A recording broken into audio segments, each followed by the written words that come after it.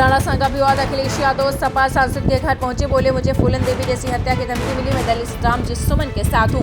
सपा प्रमुख अखिलेश यादव राणा सांगा को गद्दार कहने वाले रामजी लाल सुमन से मिलने आगरा पहुंच गए। मोदी कैबिनेट से इस्तीफा दे सकते हैं चिराग पासवान, जानिए दिल्ली से क्यों हुआ मोहभंग। मोदी के हनुमान कहे जाने वाले चिराग पासवान ने जल्द ही केंद्र की राजनीति छोड़ने के संकेत भी दे दिए हैं।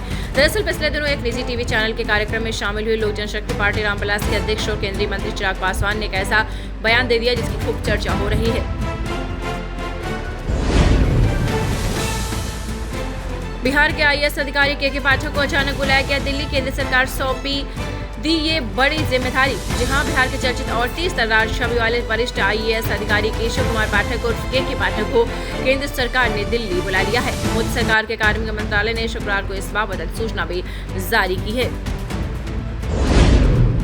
तेजस्वी यादव मेरे छोटे भाई हैं, निशांत ने कहा। मेरे पिता 100% स्वस्थ हैं, आराम से 5 साल सीएम रह सकते हैं। बिहार के सीएम नीतीश कुमार के बेटे निशांत कुमार ने तेजस्वी यादव को लेकर बहुत बड़ा बयान दे दिया। उन्होंने कहा कि तेजस्वी यादव उनके भाई हैं। निशांत ने कहा कि उनका बड़ा सौभाग्य है कि नीतीश कुमार उनके पिता हैं।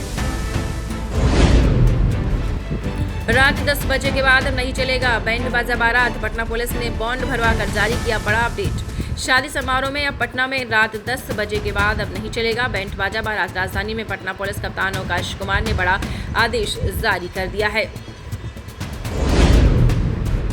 कानून यदि सुप्रीम कोर्ट ही बनाएगा तो संसद भवन बंद कर देना चाहिए। वक्फ कानून पर सुनवाई के बीच बीजेपी सांसद।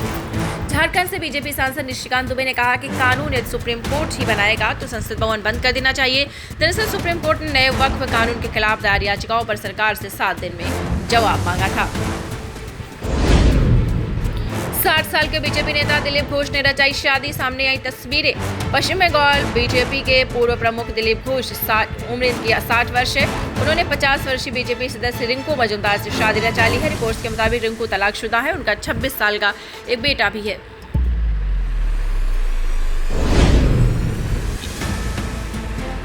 मध्य प्रदेश के विधायक की भविष्यवाणी 500-1000 में वोट बेचने वाले अगले जन्म में बनेंगे कुत्ते। मध्य प्रदेश के बीजेपी विधायक उषा ठाकुर ने कहा कि 500-1000 लेकर वोट बेचने वाले लोग अगले जन्म में भेड़, बकरी, कुत्ता या बिल्ली बनेंगे। दिसंबर तक प्रीपेड और पोस्टपेड प्लान के रेट्स में होगी 10 से 20% की बढ़ोतरी। रिपोर्ट मनी कंट्रोल हिंदी के मुताबिक टेलीकॉम कंपनियां 2025 के अंत तक मोबाइल रिचार्ज प्लान महंगे कर सकती हैं।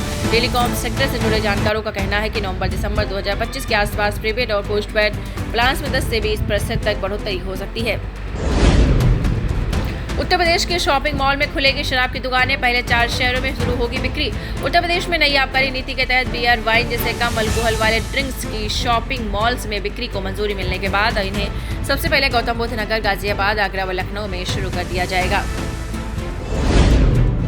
मायावती की रणनीति से बदलेगा दक्षिण पश्चिम का सियासी समीकरण। बीएसपी ने भाषा और नई शिक्षा नीति को लेकर केंद्र पर साधा निशाना, संगठन विस्तार पर मंथन। बहुजन समाज पार्टी अब पश्चिम और दक्षिण भारत के राज्यों में अपनी पकड़ मजबूत करने की दिशा में पूरी ताकत झोंकने जा रही है। सरकार ने खांसी की इन दवाओं पर लगाया बैन, बच्चों के लिए बनी जानलेवा। भारत सरकार ने बच्चों की सुरक्षा को ध्यान में रखते हुए एक बड़ा कदम उठाया है। अब 4 साल से कम उम्र के बच्चों को कफ सिरप देना पूरी तरीके से बैन कर दिया है। निर्णय 15 अप्रैल 2025 को जारी अधिसूचना के तहत लिया गया है।